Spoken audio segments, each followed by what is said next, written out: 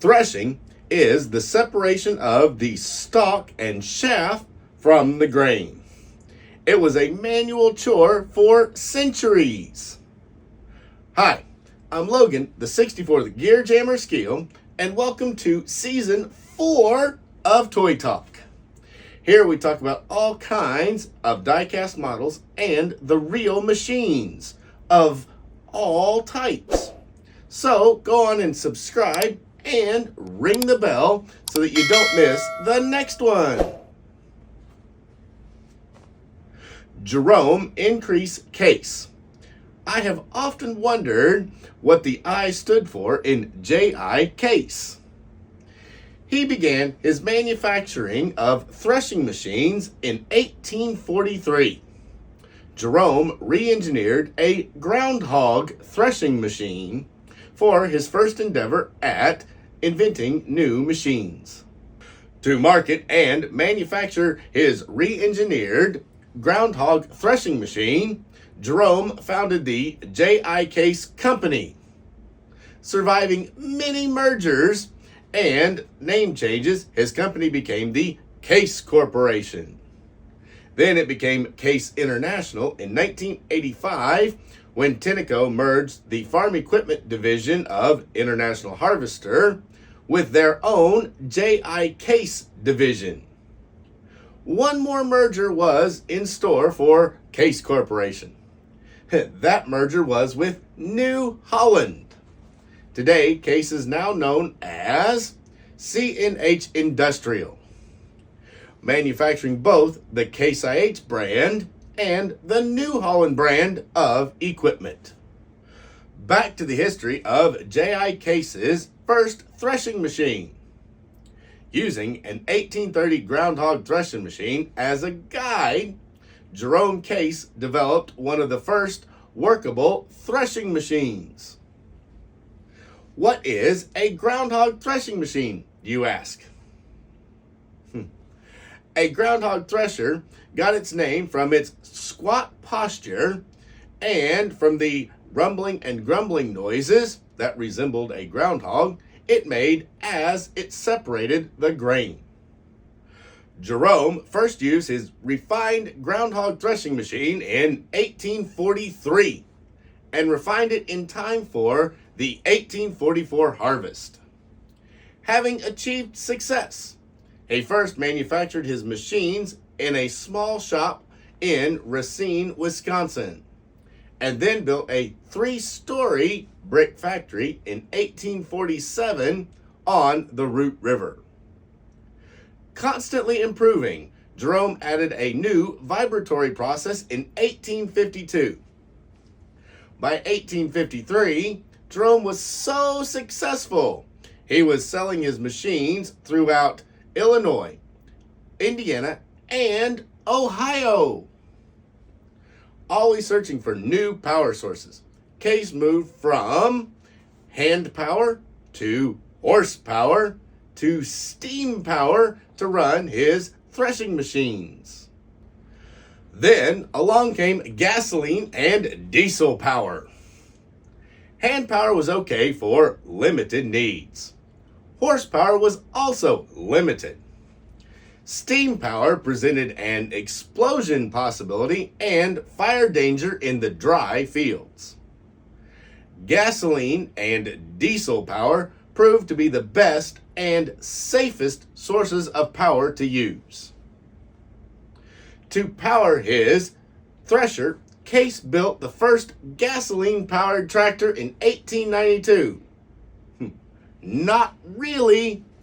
That honor belongs to John Froelich, who invented the first one-cylinder tractor also back in 1892. Later becoming the Waterloo Boy tractor. See my video on John Froelich and his tractor with the link in the description below. Back to Case. A fellow named William Patterson, working for Case, developed an experimental gas traction engine in 1892. Though patent dates suggest 1894. The early machine ran but not well enough to be produced and sold.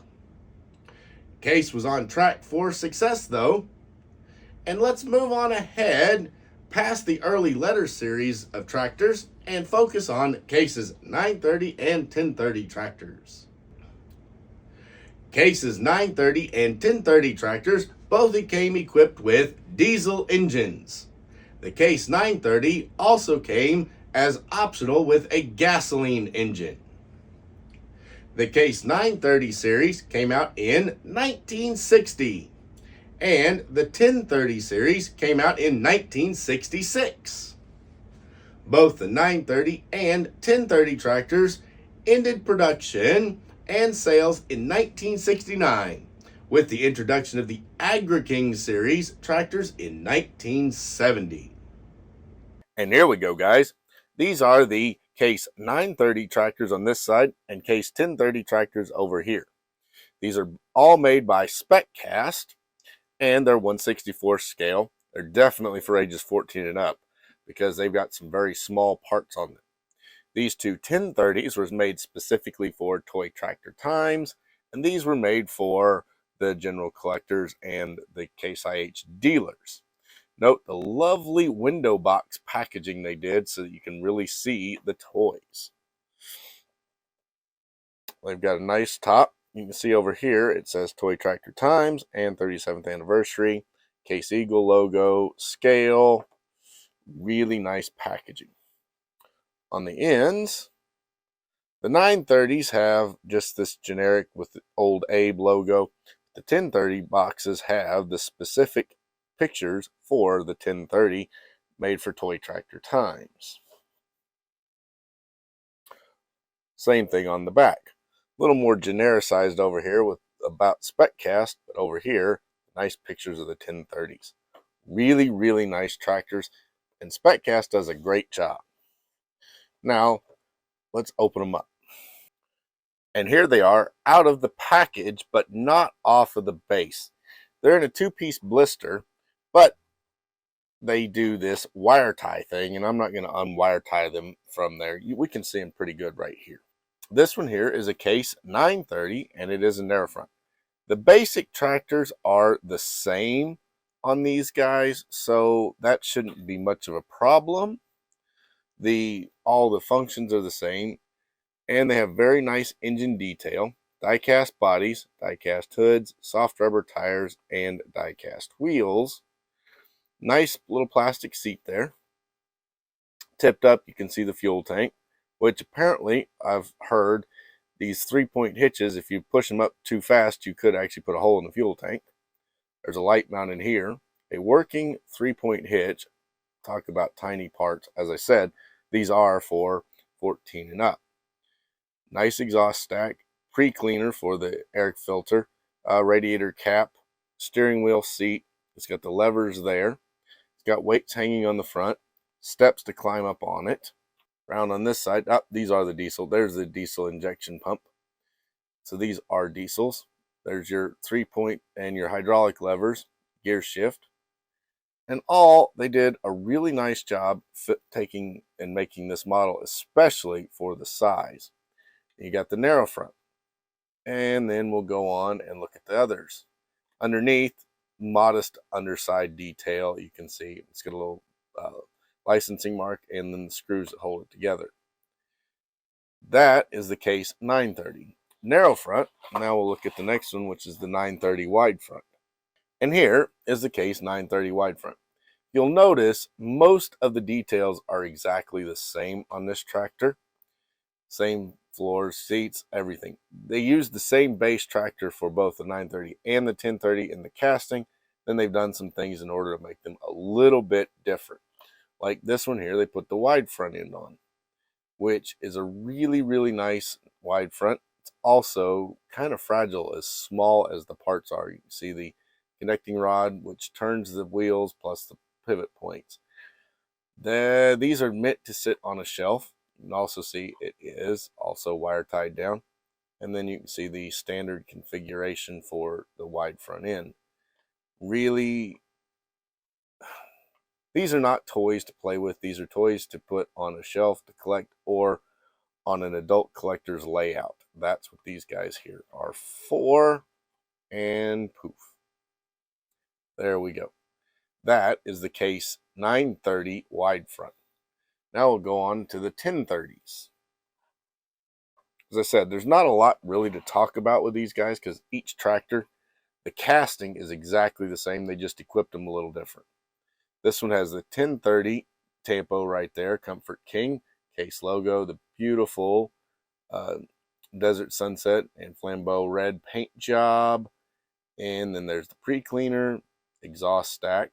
This one also has the wide front. It's that standard front, same as on the 930 wide front. But they put duals on the rear this time. Those are big, wide duals. That was needed on the 1030s to help get that horsepower to have the traction that these tractors needed.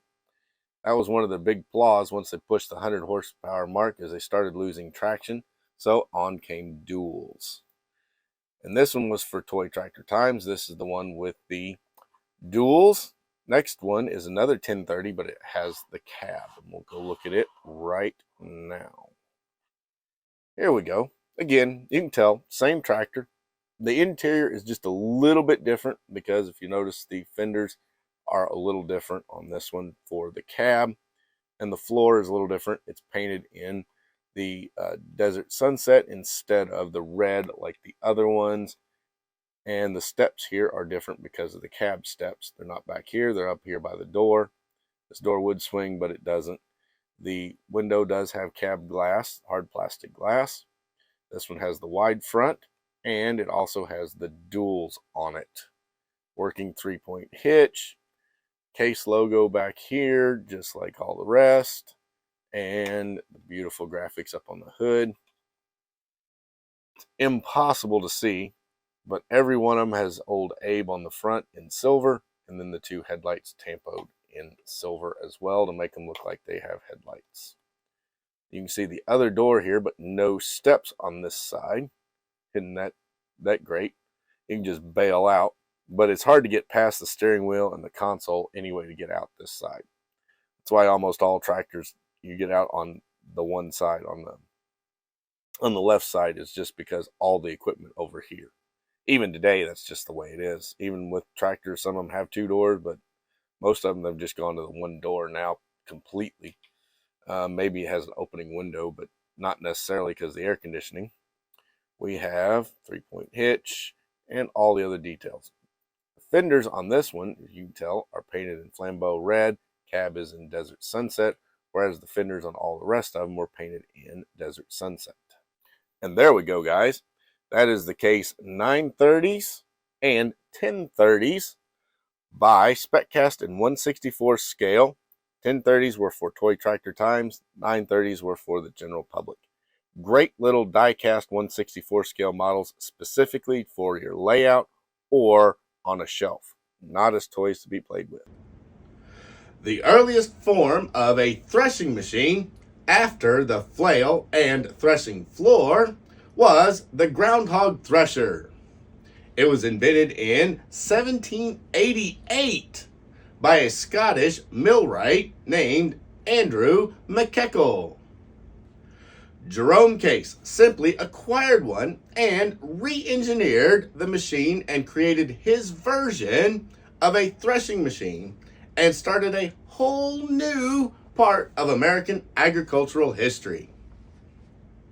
When we eat anything made from grain today, we should thank Jerome Case for pioneering the modern threshing machine to make food production easier and ultimately cheaper. Thanks for watching. Please go on and like this video, subscribe, and share the video. It really helps me out with the YouTube algorithm. I'm Logan, and I'll be back next Thursday with another episode of Toy Talk. P.S.